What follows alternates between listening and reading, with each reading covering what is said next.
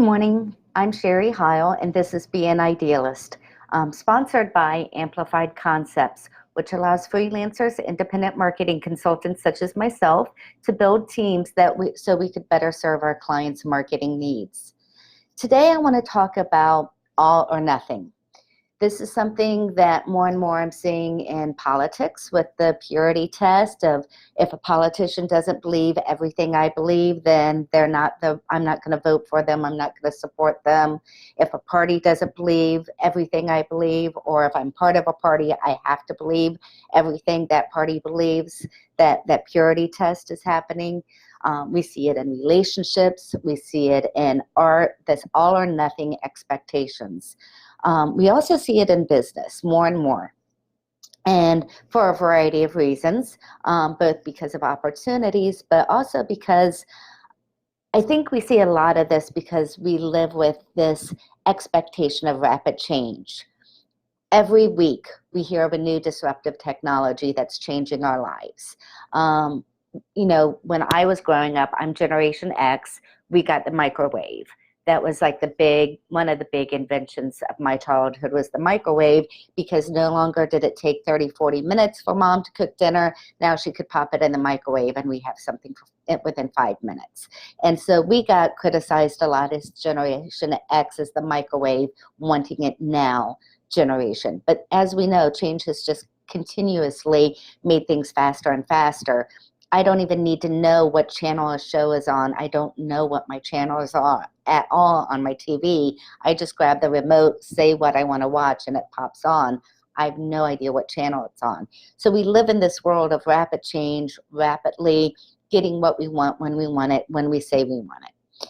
And this has caused, I think, many of us to think, well, if it's not exactly what I want, if it's not the all or nothing, then I'm just going to move on because something else is going to satisfy my needs.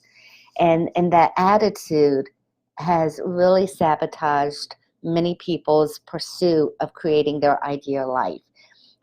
What you have to understand when you look at disruptive change, when you look at technology, when you look at all these things that's giving us all this instant gratification, is there's a history behind those technologies. There's a history behind those inventions. And the history is somebody had an idea and they pursued it. And as they pursued it, they had struggles, they had setbacks, they had competition coming in and challenging them. They had money problems, and it took years. If you look at Amazon.com, you look at Google, you look at any of these technologies, Facebook that we're on right now. If we look at the history, it took a long time and a lot of dancing moves for them to get to a point where they were now part of our lives and disrupting our lives and creating all this change. So when we want to create something, when we want to create change ourselves, when we want to create a business, when we want to create our idealistic life, it's not going to happen fast. Just because what we are experiencing, such as Facebook, Google, the microwave, gives us things fast, when we're creating the change, we have to go as slow and as careful and as meticulous as those companies that created the disruption that affects our lives. So just because we're the beneficiaries of what exists now, if we look at the history of where that went, we have to understand that when we're developing something, we need to take the time and go slow. So when I talk about all or nothing sabotaging our ideal lives, let's say this year you want to create your business. Congratulations, good luck with that. You're going to do great. Okay, you're going to create your business. You're going to get a lot of feedback from people. And yesterday I talked about feedback. And in that feedback, you're going to start changing your mind and thinking about new things. And that's going to slow things down. You're going to try some things and it's not going to work. And that's going to be very discouraging. You're going to try some things that really should work and it looks like it's working, but it's just taking so much longer than you expected it to take. And you're going to want to give up.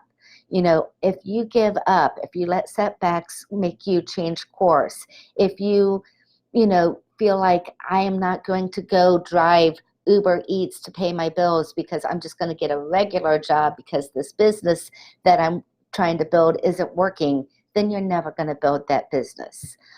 You have to Stay focused. You have to move slow. You have to understand that the world you're living in that gives you all this rapid change is a very different world than the slow lane you're in when you're building something. Your slow lane is you building something. The fast lane is what's already been built. Understand that. That all or nothing of, I'm going to start a business and make $1 million today is not realistic. And if you come in with that expectation, you're going to quit and you're not going to build what you want to build. So you must move slow. You must stay focused on what it is you're building, what that end goal looks like. When you're looking at that end goal, you you want to, of what you want to build, each step, even though they're slow steps, you're going to see the pieces coming together. And that's going to keep you motivated when those setbacks happen.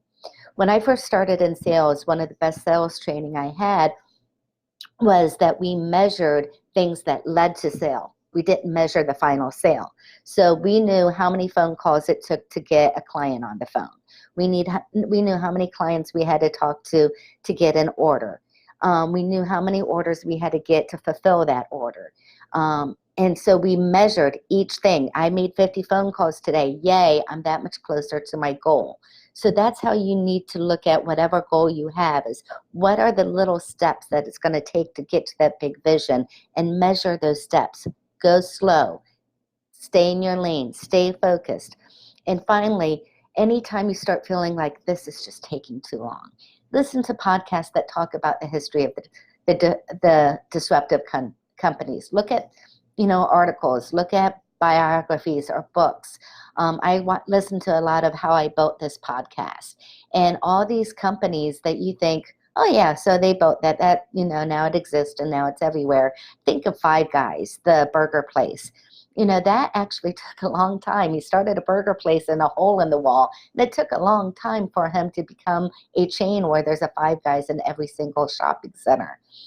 Things take time. They take work. It's diligent. So this all or nothing, I'm going to put all this work in it, and if it doesn't work out, then I'm quitting, means you're never going to get anywhere, and you're never going to get anything. Hope that helps. Have an ideal day, and talk to you soon.